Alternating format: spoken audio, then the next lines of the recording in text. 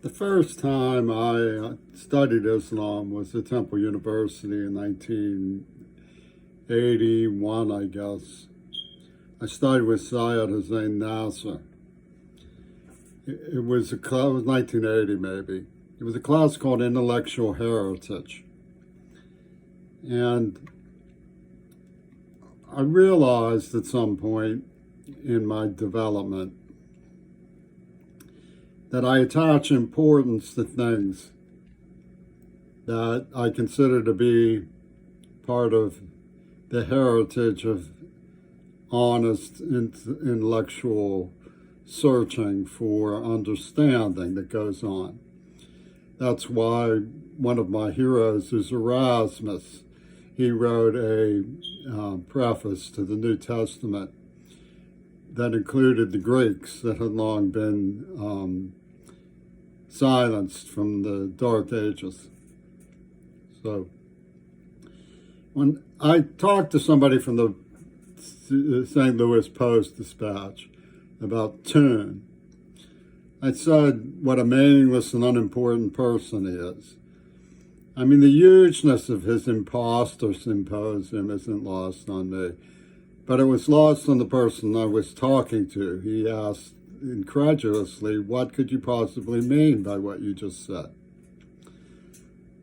I leave you to ponder that. He had no importance whatsoever in intellectual heritage. None. He's just an imposter. And I can't imagine why anybody would think of him as important. So, I'll give an example of something I consider important so you understand what I'm talking about. You might disagree. This is one of the smallest books I have. It's by Thomas Mann. It's called This Peace. I believe it was published in 1938. And it comes to all of, it's a hardback. It comes to all of 36 pages. And the last sentence is not forsaken alone, but secure in the bond, uniting it with all that is best on earth. Now, I did not know that that was the last line. I just decided to read it to you, but it's relevant. And I will show you why I think this treasure of mine is important. On page 23 of this piece, he says, "For between hope and despair been made the pawns in a shameless game, the fault is ours. Though perhaps it is to our credit that we were not politicians enough to see through it. Despite all that had gone before, including the transparently disingenuous and disgraceful comedy of non-intervention carried out by England in favor of Franco, we could not credit the possibility of such heaped-up knavery and maneuvering. Our simplicity was culpable. What else could it be but hypocrisy? To behave as though one believed in those pullings about our brothers in the Sudetenland when everybody knew that it was not a question of the brothers, but of the Skoda Works, Czech industry, Romanian oil, Hungarian grain. Everybody knew it was not a question of the brothers, but of the Skoda Works, Czech industry, Romanian oil, Hungarian grain." Well, not everything that is important about intellectual heritage is something that's done that makes a person important. But you cannot erase by theory or dialectics what is absolutely abominable. And I've searched for the meaning of how things as abominable as the Third Reich could have ever happened, because nothing will ever make the Middle Passage good. Nothing will ever make the Third Reich good. And people who imagine themselves important did those things. Their importance is not anything even remotely resembling what I consider to be a contribution.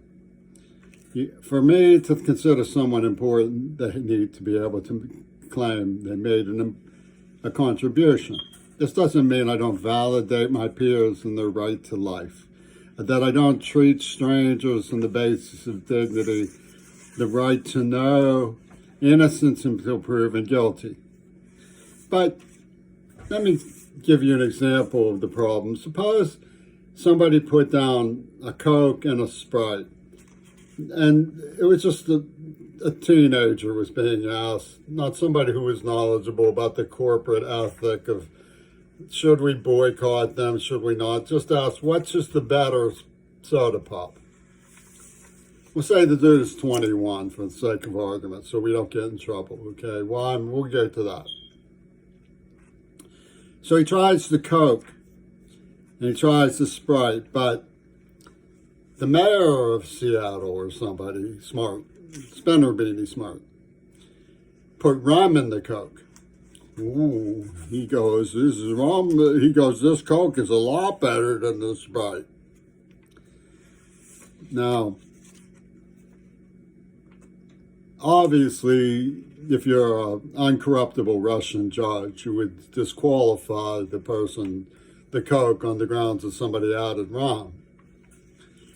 The same thing true, sometimes people make mistakes. I mean, Sammy Soda didn't necessarily use a cork back in bad soda, didn't use a cork back intentionally. But when somebody goes on steroids, they juice, it's called. I don't know anything about steroids, is that what it is? It disqualifies them on the basis of performance comparison. Might be still all. And arguments, of course, have been made about rock stars like Jimi Hendrix juicing. Was his music considered to be validly attained? Well, I have a theory of modern art here that I'm going to get to. But what I want to bring to your attention is, for example, the dispute between poetry or essays and lyrics. Lyrics, to be a spoiler about it, have had the rum of music added. People go, whoa, when it's meaningless, they're empty, the pigeon-headed. Or there's some sort of crafty crossword puzzle stupidities of maniac people. But they don't amount to anything important. Not in the sense I mean, they don't make a contribution to language skills. So when you look at what tune is, for example, look back to the Italian Futurists. I found this on the bus coming home. We will sing the praises of man holding the flywheel of which the ideal steering post traverses the earth impelled itself around the circuit of its own orbit. This is from the Futurist Manifesto of Marinetti, who inspired Mussolini and, the Futurist movement. The macabre thing that Nijinsky and Mick Jagger had going on with that Israeli, that Oliver Stone thinks is so butch. But he says, there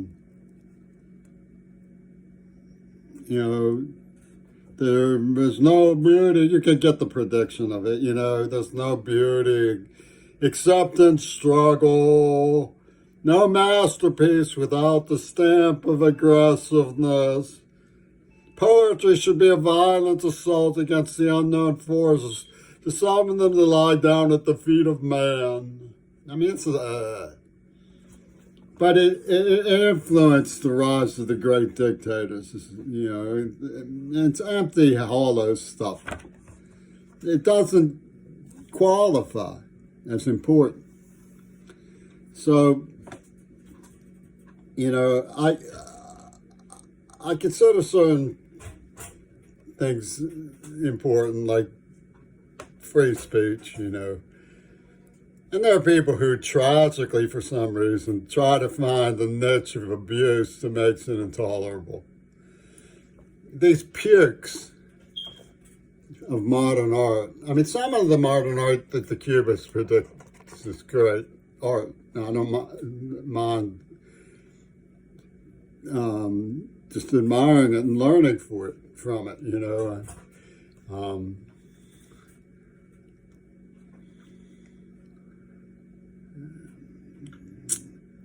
I think I have an example of my own somewhere.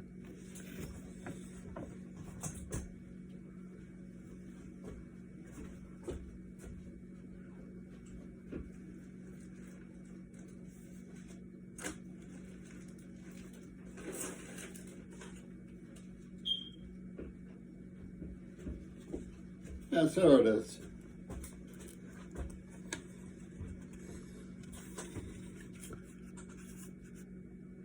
This cause sound.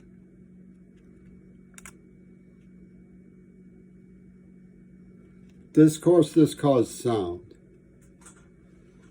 Imagine that painted in a painting. This cause sound.